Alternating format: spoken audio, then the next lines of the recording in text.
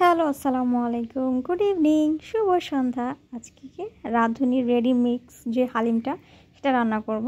সব কিছু গুছিয়ে নিয়েছি, গরম পানি চুলায় দিয়ে দিয়েছি। আজকে রান্না করব খাসির মাথা, জিবলা, পা, এগুলো দিয়ে রান্না করে দেখব কেমন হয় টেস্ট। অবশ্যই আপনাদেরকেও সাথে নিয়ে রান্নাটা করব।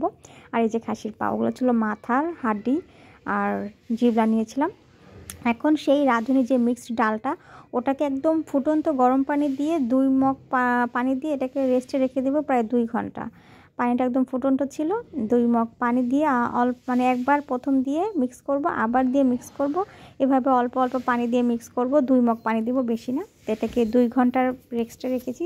আসলে কি, খাবার খেতে যতটা সময় কম লাগে, কিন্তু রান্না করতে তার থেকে কিন্তু বেশি সময় লাগে। আমি 2 ঘন্টার বেশি মনে হয় কুক করেছি। আমার মতো এই ভুলটা কেউ করবেন না। যদি খাসির পাটা নেহারি রান্না করি, তখন দেখা যায় তাড়াতাড়ি হয়ে যায়, কিন্তু আজকে কেন এত লেট হইলো আমি বুঝলাম না। আমার অনেক টাইম লাগছে রান্না করতে, 3 ঘন্টা লাগছে অলমোস্ট। এটা আগের দিন রেডি করে রাখার চেষ্টা করবেন খাসির পাটা। এখানে আদা, রসুন, জিরা, ধনিয়া, হলুদ গুঁড়া, মরিচের গুঁড়া, লবণ সামান্য পরিমাণ, আর রেডি যে মশলাটা থাকে হালিমের, সেই মশলাটা ভেজে নিয়েছি। পেঁয়াজ, বেরেস্তা লাগবে, কাঁচামরিচ, আর এই খাসির আর হাড্ডি হুড্ডি সব নিয়ে সুন্দর করে সাজিয়ে টাজিয়ে গুছিয়ে নিয়েছি। আর যে ডালটাও রেডি করা, সুন্দর করে সাজিয়ে গুছিয়ে রান্না করলে আসলে আমার ভালো লাগে রান্না করতে।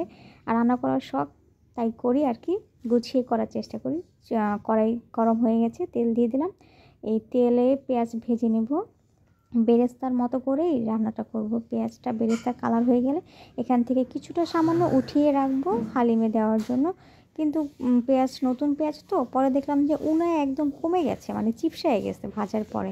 তাই আবার পরবর্তী ভেজে নিয়েছি কিছুটা হালিমের উপর থেকে সার্ভ করার জন্য। এটা দিয়ে হালিমের যে মেন ডালটা, মাংসটা, খাসির পাটা রান্না করব। খাসির পায়ার হালিম হবে আজকে। ভাজা ভালো করে হয়ে গেছে। এখান থেকে কিছুটা উঠিয়ে যে খাসির পা, মাথা টাথা নিয়েছি, সেগুলো ঢেলে এই তেলে কিছুক্ষণ রান্না করব। দেখতে থাকুন কি করি। খুব মজা হয়েছিল, বিশ্বাস করবেন কিনা জানি না। সময় যাই লাগুক না কেন, খুব টেস্ট হয়েছে।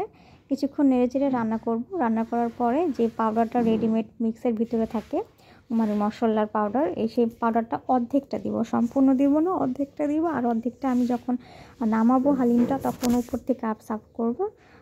উপর থেকে দিয়ে আবার খাবো, এই আর কি। এখন একটু দিয়ে দিলাম, অর্ধেকটা দিলাম, আর অর্ধেকটা রেখে দিয়েছি।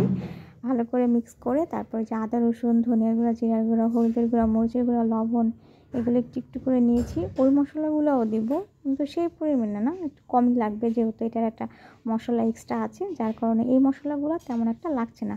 দারচিনি, এলাচি এগুলো কিন্তু আমরা দিচ্ছি না, জাস্ট একটু গুঁড়া পাউডার মশলাগুলো দিলাম। দিয়ে ভালো করে পায়াটাকে রান্না করব। পায়াটাকে আসলে কি, আগের দিন সেদ্ধ করে পানি দিয়ে বেশি করে সেদ্ধ করে রান্না করলে ভালো হয়।